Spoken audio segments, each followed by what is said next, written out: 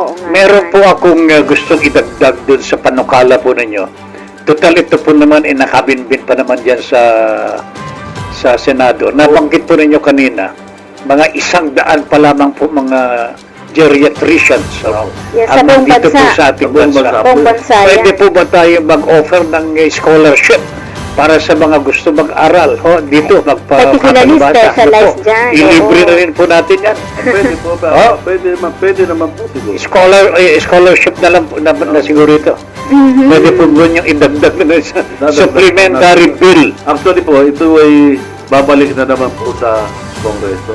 Oo. So, ika nga, square one. Yun ang Makikipagpuno na masarap. naman po tayo sa Kongreso. Ay, di pwede ba yung supplementary na lang?